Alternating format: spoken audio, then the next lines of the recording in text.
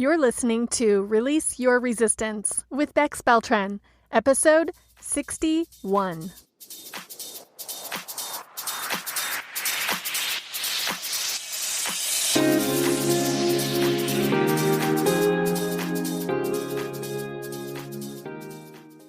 Welcome to Release Your Resistance. This is Bex. The only reason why any of us don't have what we want in life is because of our own resistance. Right now, I'm learning how to recognize and release my resistance, and this podcast tells you how you can release your resistance so that you can live the exact life that you want. Let's get started. Have you ever watched a TV show and then noticed the scene, costumes, set, and maybe even the actors have changed to an earlier time, yet with the same character names? It's a flashback.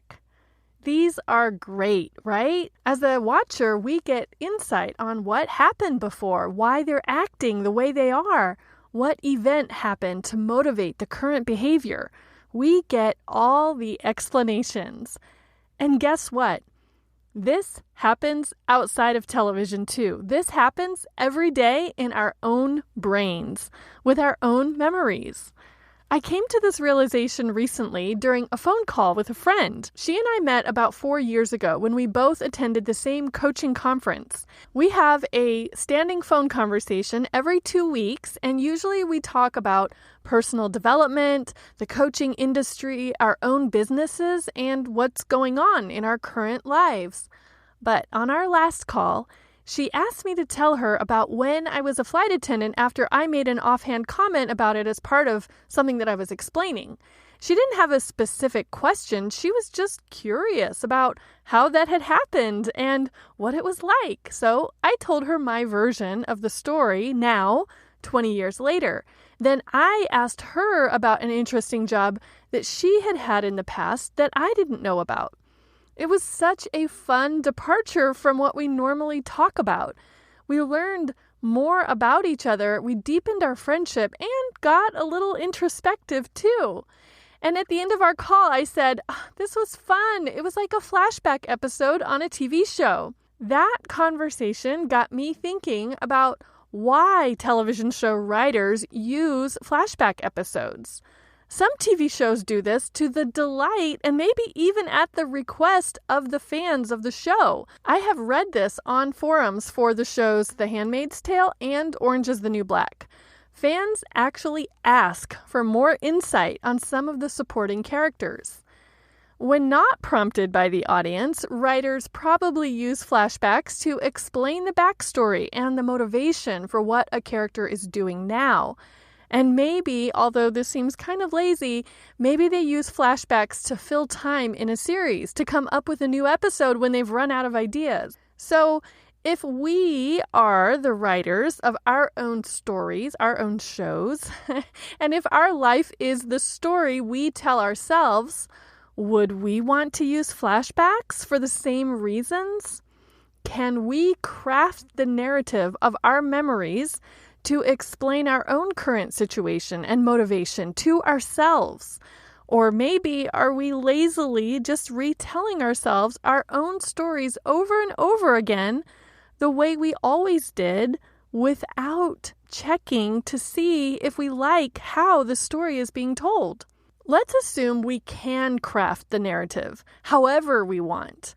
And since we're not committing it to film and streaming our flashbacks for an audience to watch, we can also assume that we can change it if we don't like it. What if we just tell ourselves the good parts and put our own personally selected spin on anything we want?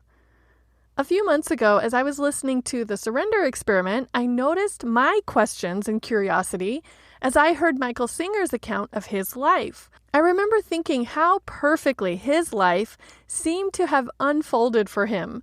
And then I realized, oh, of course he's telling all the good parts. No wonder his life seems to have tripped from this amazing event to that unbelievable opportunity. He has strung together all the carefully curated flashbacks to tell this story. Conversely, I recently heard an interview with Megyn Kelly where, when asked about the allegations of her experiencing sexual misconduct or sexual harassment while she worked at Fox, she described herself as a target instead of a victim. She made that distinction very clearly, and I thought it was such an interesting, intentional decision for her to have made for herself, and for her to state publicly, inviting other people to consider that terminology, target instead of victim, in their own retelling of their own stories. Yes, when I look back at something that happened in my life, it does change the tone a little to think of myself as a target of someone else's actions rather than as a victim. Hearing that intentional decision to use one label over another when thinking about one's past got me wondering, what stories do we tell ourselves that cast us in a negative light? Are there events in your life that you think of with guilt or regret? Are there times when you wish you would have acted differently, or when you wish things would have been different? And how are you explaining those events and your actions to yourself now? Is the explanation that you're giving yourself the only possible explanation? Probably not. Going in the complete opposite direction, does all of this work for flash forwards too? Continuing on with the TV show theme, some shows project the characters into the future. My favorite example of this is the season finale of the HBO show 6 Feet Under. At the end of the series, we see how things end up for each of the major characters. The episode was beautiful and emotional, and what many people consider the perfect series finale of any TV show. So, if a television series can flash forward for fictional characters, why can't we do it for ourselves? Many times when you hear me talking about my future self, I am referring to the near future, like, well, I'll make the bed now so that she will walk into an orderly room at the end of the day, or I'll set up coffee tonight so the smell of it will wake her up tomorrow morning. But what if I also flash forwarded to my near-term future and my long-term future? How do I want her to be feeling? What should she be doing and thinking 5 years from now? How about 20 years from now? How do I imagine her? It's kind of fun to think about and imagine. It's interesting too, because if I want to come up with something that seems impossible or unlikely for me, that incongruity, the difference between what I think is possible and impossible, gives me the opportunity to explore why the mind in me thinks something that another part of my brain came up with is impossible. Isn't that interesting? My resistant mind and my imagination, both in my own brain, but also both in disagreement about which future would be possible for me. I wonder which one will win the argument. Speaking of parts of your brain winning arguments, the same thing can happen in reverse. What are the thoughts you decide to think about your own past? Whatever happened in the past is final. It's done. The events cannot be changed. The past is reality. But how you frame it, how often you think about it, what you make it mean, how you let it define you in your present day, that is all up to you. And many of us might have differing opinions from different parts of our own brains. And many of us may never have considered that we are the writers of our own story. So if you don't like the story you are repeating to yourself about your past, if you don't like your own flashbacks, then rewrite them. I truly believe this just takes awareness, openness, and maybe a little practice. So let's do some flashbacks together right now. I'll start with some basic, maybe universal technology examples that probably are pretty emotion neutral, I hope. And you might not have ever specifically thought about these before on purpose. Then If you want, we can move into what might be more emotionally charged events for you to flash back to. First, emotionally neutral. Can you think about the first time that you sent an email? Where were you? How old were you? How did you get your first email account? What was going on for you around that time in your life? Okay, here's another one. What about your first smartphone? Why did you end up getting it?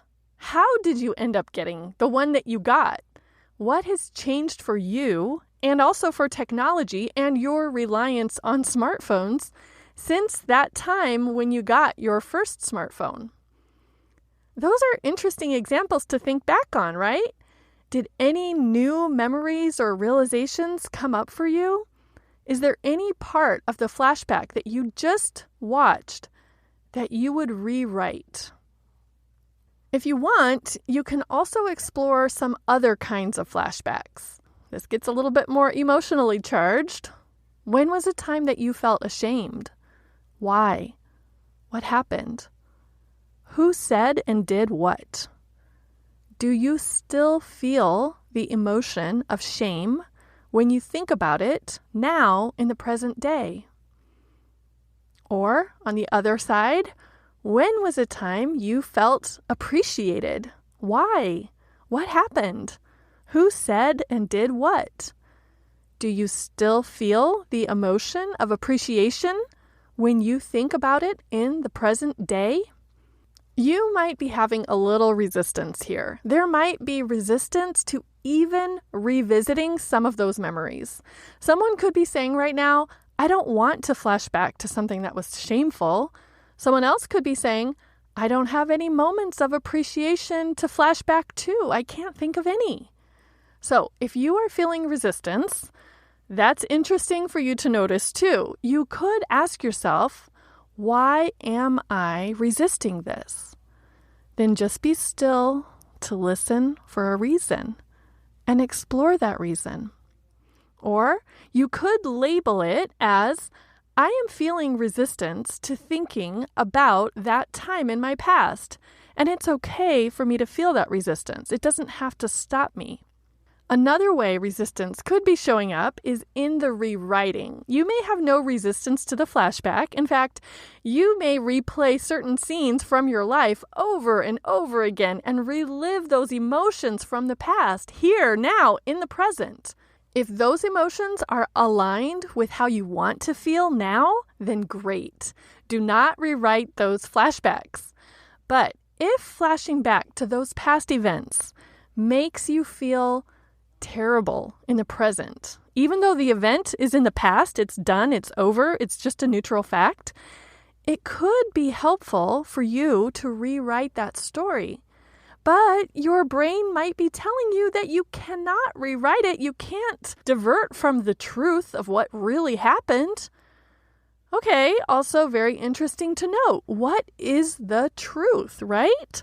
What is your brain labeling as truth? Does it mean something that's factual, like it's measurable, it's definable, something that could be proven in a court of law, or it could be replicated in a peer-reviewed study? Is that the truth? Or is your brain labeling truth as what one person said, or what you thought when you were an adolescent, or what your brain imagines everyone would probably think? If any of those truths are what's coming up for you, I want to remind you that those are all optional and personal to you. To illustrate this, consider the novel Daisy Jones and the Six, written by Taylor Jenkins Reid.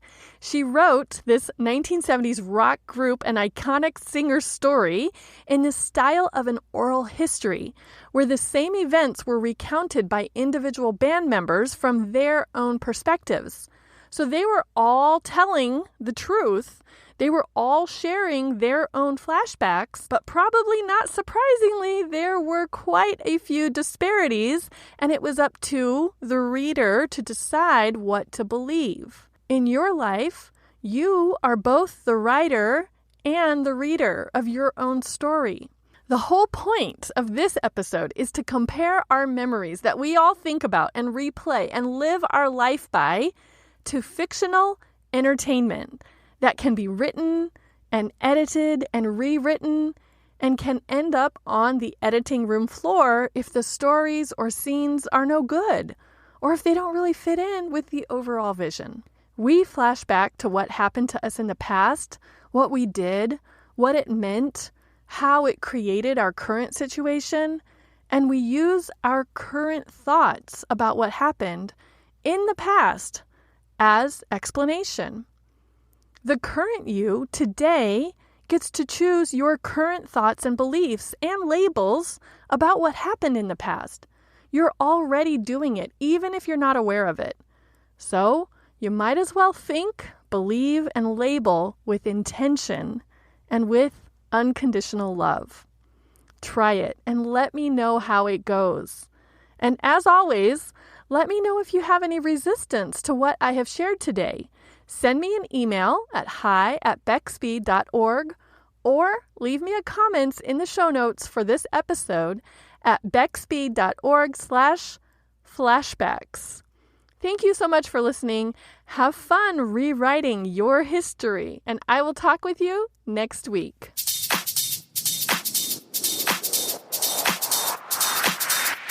This has been Release Your Resistance. Thank you for listening. If you like this podcast, make sure you're subscribed and leave a review on Apple Podcasts. Also, think about someone who you know who would love this episode and share it with them. There should be a share button on your app if you're listening to this on your phone. If you'd like to continue this conversation one-on-one or in real time, come visit me on my site at bexby.org to see how we can work together.